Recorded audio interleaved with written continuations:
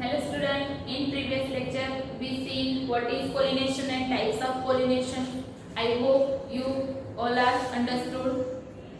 There are three types of pollination we already seen. First is autogamy, second is geitonogamy and third one is xenogamy, right? Now we will see the agent of pollination. Why agent requiring pollination? Because we already know we already seen in chapter number 1 that male gamete have to require any medium for reaching to female gamete. That is why agent is required. Pollination is what in flowering plant one type of fertilization, one type of reproduction that are known as pollination, and for reproduction process some flowering plant or non-flowering plant require medium. That is why यहाँ agent required. There are two types of agent. First is abiotic agent and second is biotic agent. What is abiotic agent? There are non-living organism, means के non-living. That is called abiotic agent. And biotic agent means what? जिसमें living cells होंगे. That is called biotic agent. There are two types of abiotic agent, wind and water. W आपको याद रखना है, water and wind. And biotic agent में insects, birds और animal जैसे organism आएंगे जो बायोटिक एजेंट फंक्शन करते हैं. अबायोटिक एजेंट कौन से प्लांट में यूज होते हैं? Mostly some plant use abiotic agent, water and wind, but majority of plant use biotic agent. We all know about it. Next abiotic agent में हम wind पढ़ेंगे और विंड को दूसरा नाम दिया है anemophily. Wind means what? Anemophily we can say. And water means what? Hydrophily. आपको बुक में नहीं दिया है बट आपको याद रखना है. विंड किस प्लांट में हो सकता है? विंड थ्रू किस प्लांट में पोलिनेशन होता है और उसमें स्टेमन का, पोलन ग्रेन का, स्टिग्मा का कैरेक्टरिस्टिक क्या होना चाहिए ये मैंने लिखा है. The pollen grain are light and non sticky. Means के विंड थ्रू पोलिनेशन होना है, एक जगह से दूसरी जगह पोलन ग्रेन को जाना है. That is why pollen grain कैसी होनी चाहिए? लाइट और नॉन स्टिकी होनी चाहिए, जिससे वो कोई और चीज के साथ स्टिक ना हो जाए, स्टिग्मा पर ही डायरेक्ट लैंड हो. Next possess well expose स्टेमन. Means के स्टेमन कैसे होने चाहिए? ओपन या फ्री. तो पोलन ग्रेन जब वहां से इजीली रिलीज होती है तो स्टिग्मा पर इजीली लैंड हो पाती है. The pollen grain are easily dispersed into wind current. That is why stamen are possess well exposed. Next, large often fibry stigma.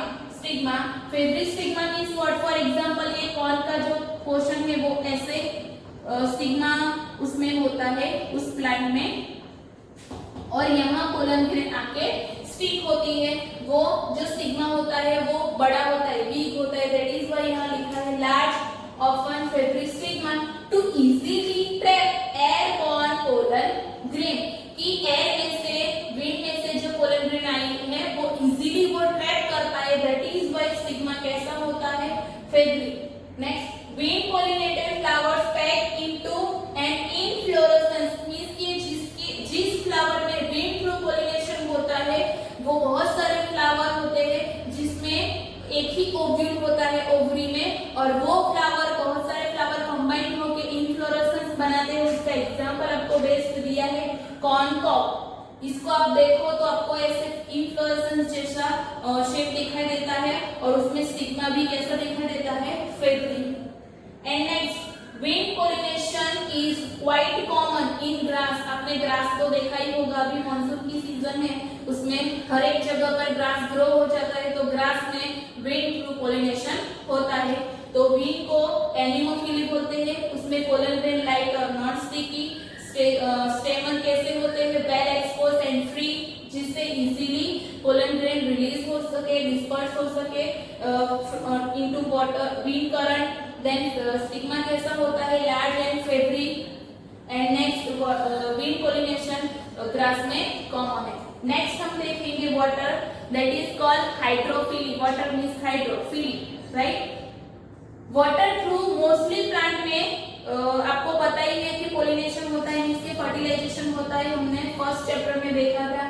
Quite rare in flowering plant, इसके जो flowering plant होते हैं उसमें बहुत rare होता है, बट जो aquatic plant होते हैं, जो वाटर में प्लांट होता है, उसमें वाटर थ्रू पोलिनेशन ज्यादा होता है। About 30 types of genera, mostly monocotyledon, water में भी जो मोनोकोटिलिडन प्लांट होता है उसमें वाटर थ्रू पोलिनेशन होता है। Water regular mode of transport, आपको पता ही है, you already study in chapter number 1, water are regular mode of transport for the male gametes in like algae, bryophytes, pteridophytes। ये सब आपने 11th स्टैंडर्ड में 3rd चैप्टर में पढ़ा था कि ये तीनों जो प्लांट होते हैं, algae, bryophytes एंड pteridophytes, उसमें फर्टिलाइजेशन के लिए एक मीडियम होता है, दैट इज वाटर, और दैट इज वाई यहाँ इस टाइप के प्लांट में वाटर थ्रू पोलिनेशन होता है। वाटर पोलिनेटेड प्लांट आपको दिए हैं, बहुत सारे हैं, उसमें 2 टाइप्स के हैं, फ्रेश वाटर में जो प्लांट होते हैं वो, और मराइन वाटर में होते हैं वो। फ्रेश वाटर में आपको 2 एग्जांपल दिए हैं, वेलिस्नेरिया एंड हाइड्रिला। आपने कभी सुना भी होगा हाइड्रिला के बारे में, उसके साथ वेलिस्नेरिया जो नॉन फ्लावरिंग प्लांट है। दूसरा मराइन वाटर में जो रहता है दैट इज सी ग्रास, और उसका भी एग्जांपल है जोस्टेरा, राइट। आपको वेलिस्नेरिया में और जोस्टेरा में कैसे पोलिनेशन होता है वो आपको दिया है। उससे पहले आपको एक एक्सेप्शन केस में जो एक्वेटिक प्लांट है, there are 2 plant, first is water हाइएंसिस and second is water lily, which are pollinated not water, which are pollinated by insect or bee, that is the exception case of water pollination। जो water जो pollinating agent है उसमें exception case है water हाइएंसिस and water lily. Water through pollination उसमें नहीं होता, insects और विंड थ्रू होता है, राइट। दूसरा, वेलिस्नेरिया में एग्जैक्टली कैसे होता है और जोस्टेरा में कैसे एग्जैक्टली पोलिनेशन होता है वो आपको दिया है। वेलिस्नेरिया में क्या होता है कि फीमेल फ्लावर नीचे से अंदर से जो वाटर का लेवल है उसके ऊपर आ जाते हैं, और वहां स्टेमन या फिर पोलन ग्रेन आके वहां ऊपर रिलीज होती है। यहाँ लिखा है मैंने, in vallisneria female flower reach the surface of water by long stalk like structure वो अराइज करते हैं और नीचे से पूरा ऊपर की तरफ वाटर लेवल पर आ जाते हैं female flower. Then male flower और pollen grains are release on to the surface of water, जिससे फर्टिलाइजेशन और पोलिनेशन इजीली हो जाता है। तो ये वेलिस्नेरिया में है, बट जोस्टेरा में इसके सी ग्रास में कैसा है कि female flower remain submerged in water, means के फीमेल फ्लावर पानी के अंदर ही रहती है, पर उसके अंदर उसके साथ मेल फ्लावर होते हैं वो वहां रिलीज होते हैं। और जब मेल फ्लावर या पोलन ग्रेन रिलीज होती है, वो चाहे वेलिस्नेरिया हो या सी ग्रास हो, उसके साथ वो जो पोलन ग्रेन रिलीज होती है वो किसके वे में जाती है, तो वो जो वाटर करंट होता है उसकी दिशा में ही वो पोलन ग्रेन रिलीज होती है और फिर पोलिनेशन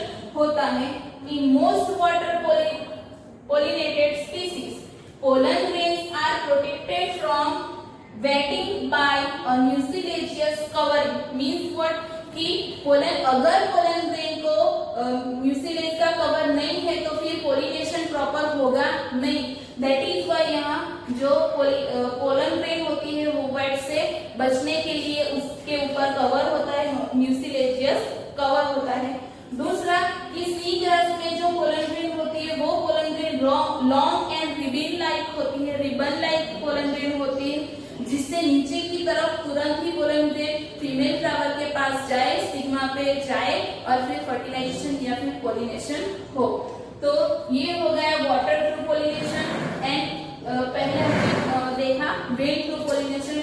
नेक्स्ट लेक्चर में हम बायोटिक एजेंट ऑफ पोलिनेशन देखेंगे, जिसमें इंसेक्ट्स, बर्ड्स और एनिमल आएंगे। आई होप कि आप सबको समझ में आया होगा। Thank you.